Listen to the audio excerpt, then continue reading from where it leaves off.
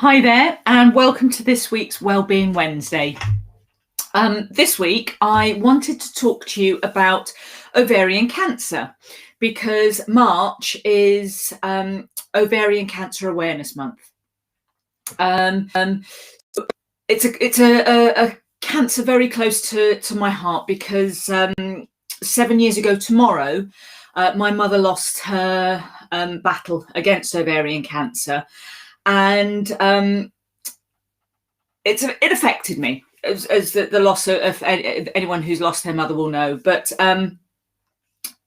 ovarian cancer only affects 7,400 women in the UK every year.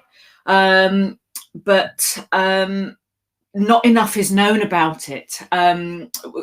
We know so much about certain cancers, but ovarian cancer is the one that's kind of, it's not enough is known about it to do more to be able to help people. So every woman has a 2% risk of developing ovarian cancer. But what we do need to know is we need to know the symptoms. And that's what happened with my mother. We didn't know the symptoms. She didn't know the symptoms. And she was suffering from symptoms and didn't know they were potentially to do with ovarian cancer. And as a result, she didn't discover she had ovarian cancer till it was at stage 3. And then although the chemotherapy helped keep it at bay, it was too late to fully rid her of the cancer. And as I say, 7 years ago tomorrow, she lost the battle. So the only reason my mother's ovarian cancer was diagnosed was because she moved house and changed GPs. And she happened to mention that she was going to the toilet a lot more often. And that was when the GP did further investigations and discovered that my mother actually had a 6-pound tumour. That was the ovarian cancer. It had grown to such a state, and the way the tumour had settled in her stomach, it just looked like she put on, it just looked like belly fat. So she had just assumed she'd put on a lot of weight. So she slipped through the net. So what causes ovarian cancer, we don't really fully understand. There are indicators that are pushing us towards the conclusions that our age and our family history are what can cause ovarian and breast cancers. But having said that, the age and being post-menopause, although that's a common factor, it's not exclusive. So there are younger people that will get ovarian cancer before they've hit the menopause. So it's so important that we know more about it and we learn to spot the symptoms within ourselves and those around us. So 85% of cases of ovarian cancer are not hereditary. However, of the cases that are hereditary, 20% of those are from inherited family genes that have malformed. So you may have heard of the BRCA1 and BRCA2 gene mutations.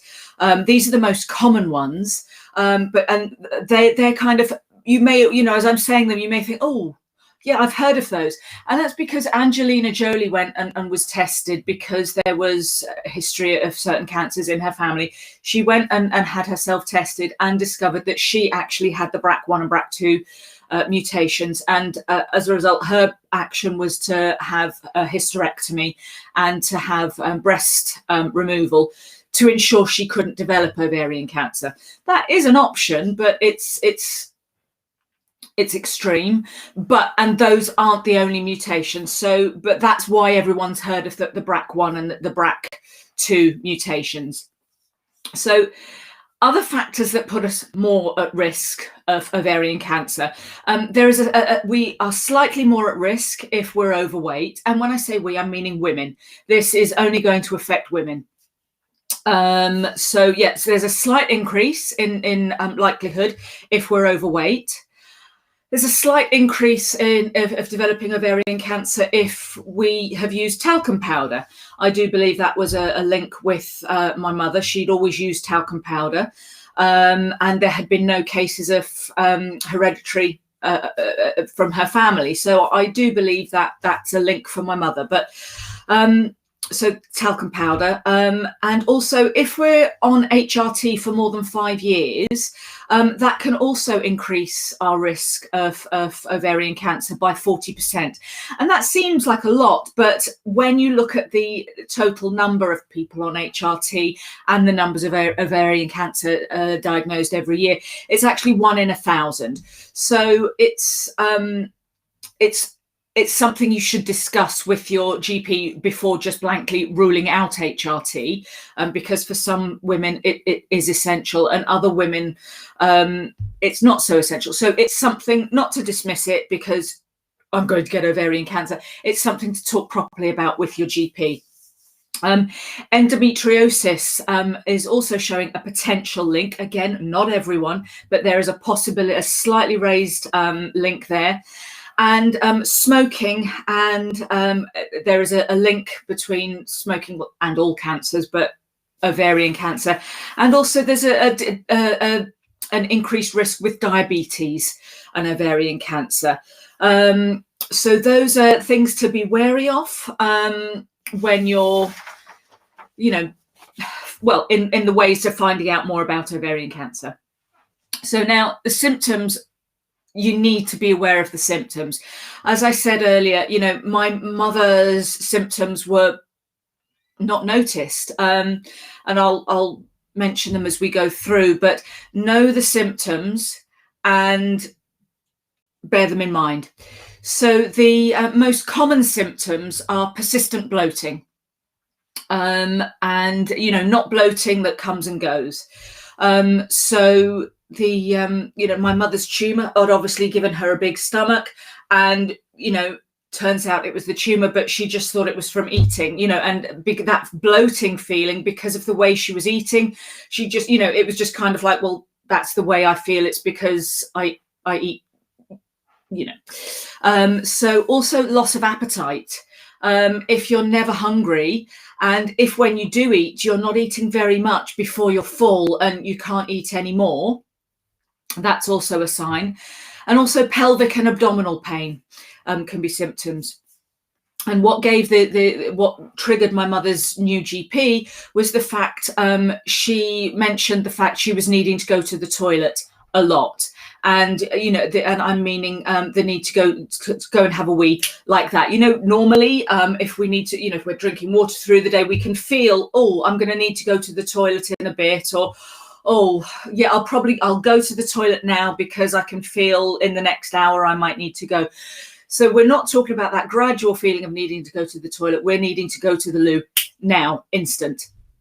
So also bowel changes. We can be constipated or have diarrhea.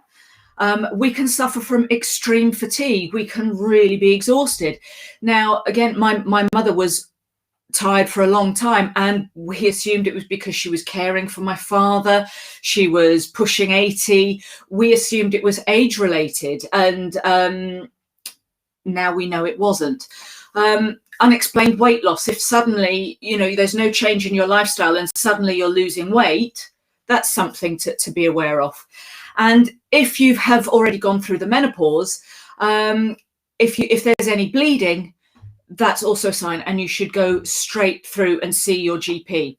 Now, a lot of us will, have some of these symptoms occasionally. If I've eaten too big a meal, I will feel bloated.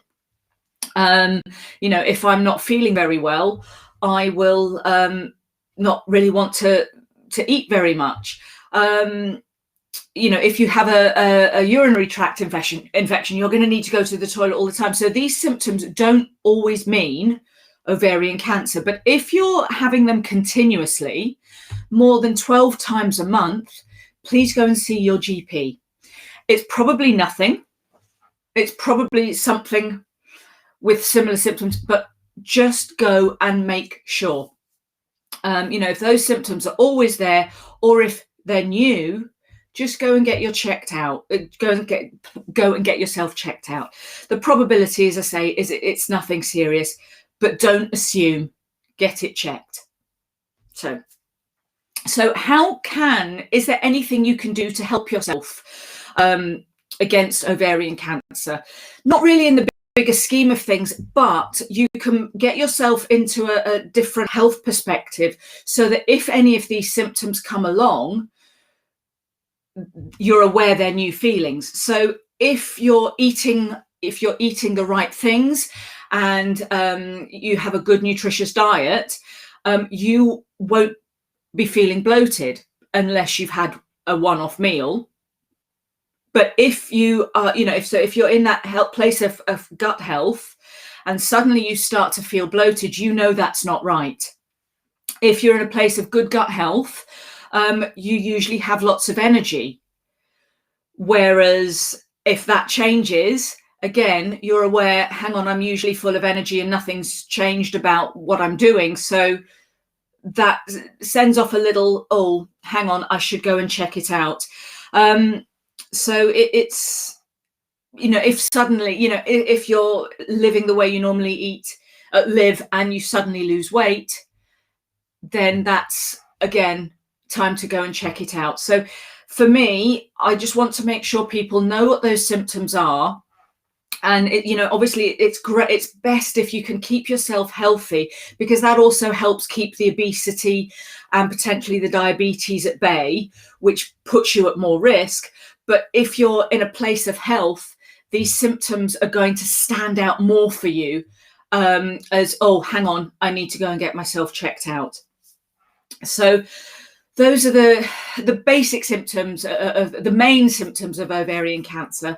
And I hope you found this helpful and have learned something, because, as I say, when my mother was diagnosed, we had no idea. We assumed it was part of getting old, her symptoms, it was part of her lifestyle. And actually, obviously, it was something very much more serious. And so, yes, so as I say, it's 7 years ago tomorrow since we lost her, and I wanted to also mention here today that it has left a huge mark on me, the importance of awareness of ovarian cancer.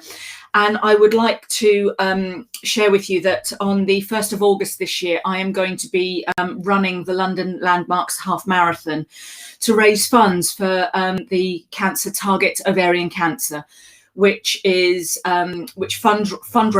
to improve education, making sure people know the symptoms. It mans call lines so you can ring up for advice and have any questions. And it's also making, it's getting together the research, which, there's still so many question marks over ovarian cancer. So, so I'm doing this fundraising because I want to fund the education. I want to fund the early diagnosis, fund the research, improve the treatments, and make sure there's support there, because if there's any way I can stop somebody else losing their mother to this, or their sister, or their aunt, or their daughter, that would mean a lot to me. I want to be able to help people not go through this. So yes, my fundraising, I'm going to put my fundraising link in the comments below. My target is £1,000, and from that, £17 will fund a support line. £50 will teach 50 people about the symptoms, and £250 will provide a day of research that could potentially save someone's life. So that's what I'm hoping to help target ovarian cancer with. So yes, I hope you found this Wellbeing Wednesday informative. I hope it hasn't been too depressing for you thinking about cancer and everything. But as I say, I do firmly believe that I need to help educate people with that. And it is a health and well-being thing that I do. So I hope you found that informative. If you ever have any doubts, go and speak to your GP. Don't just put it down to old age, or, if it's continuous, please go and speak to someone. So I hope you found this helpful. Thank you so much for joining me this Wellbeing Wednesday, and I hope to see you all soon. Stay safe. Bye.